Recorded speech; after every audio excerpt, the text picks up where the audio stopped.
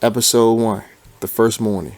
The first morning of summer always felt strange, like the whole neighborhood woke up before the sun had a chance to stretch. By 8 a.m., Terrace Gardens always sounded like the middle of the afternoon. Basketballs echoing through the courtyard, somebody's speaker blasting go-go, kids arguing about a foul that probably happened yesterday, and somewhere nearby was somebody frying something in grease that made the whole building smell like breakfast. If you lived in Terrace Gardens long enough, you learned something important. Life didn't wait for you to get ready. It just started. And if you didn't step outside, you missed it. I woke up before everyone else, which was unusual. Usually Baby Tay was the one jumping on furniture before the sun came up, but that morning the apartment was quiet. Too quiet. The TV flickered softly in the corner, and the couch springs creaked when I sat up. I stared at the ceiling for a minute. Summer had finally started. Everybody else in the neighborhood was probably excited, but something about the first days always made me feel a little uneasy. Like standing at the beginning of a long road without knowing where I wanted to go. Across the room, Cece suddenly appeared in front of the mirror. She had on lip gloss. Again, she was 12, which meant she had entered the stage of life where every mirror became extremely important. She tilted her head left, then right, then squinted like she was evaluating herself for a movie role. "You look the same," I told her. She rolled her eyes. "You don't understand fashion. That's lip gloss. It's style." Before I could respond, Baby T burst into the living room like a hurricane. "Charlie, it's Summer." He doved on the couch beside me, then jumped off, then jumped again. Our mother Charlene walked up out of the kitchen holding a coffee mug. She didn't yell, she didn't panic. She just watched the chaos with the tired calm of someone who raised 3 kids around Terrace Gardens.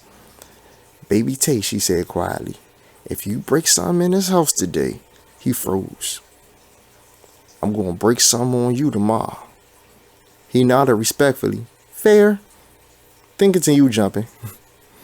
My mother walked over and dropped a folded piece of paper in my lap.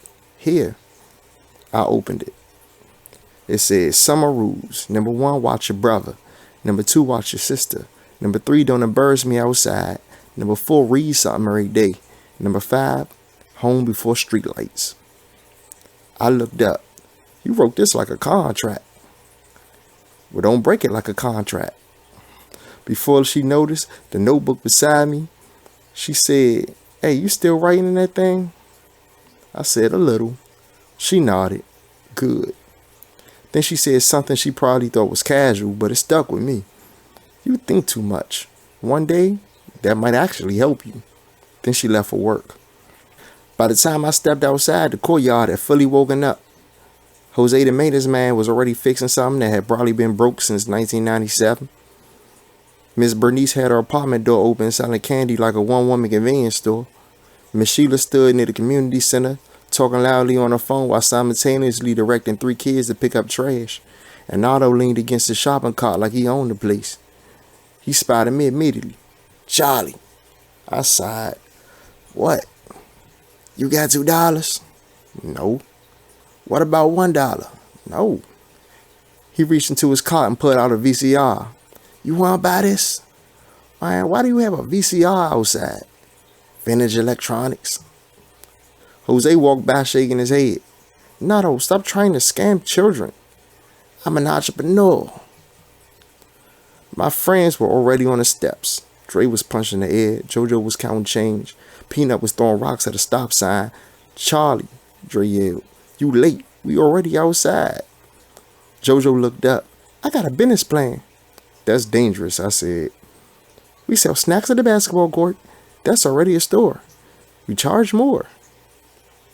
Peanut nodded. "Economics." I laughed. But sometimes when my friends started planning things like that, some inside me hesitated.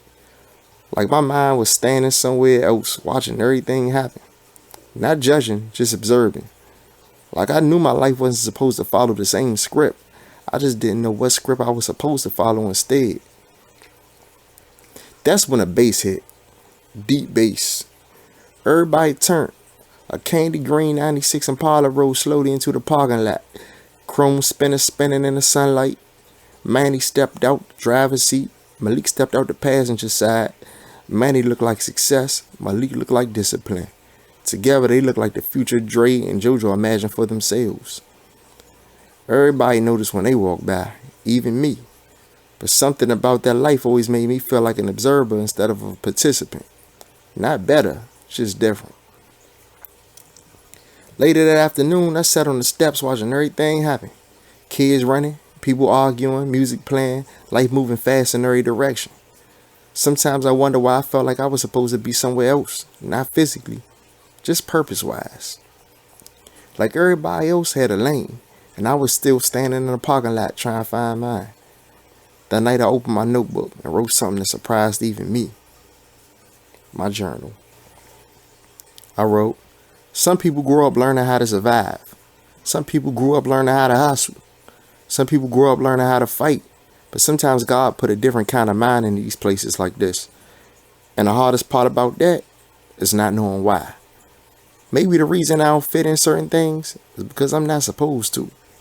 I just hope one day I understand what I am supposed to be.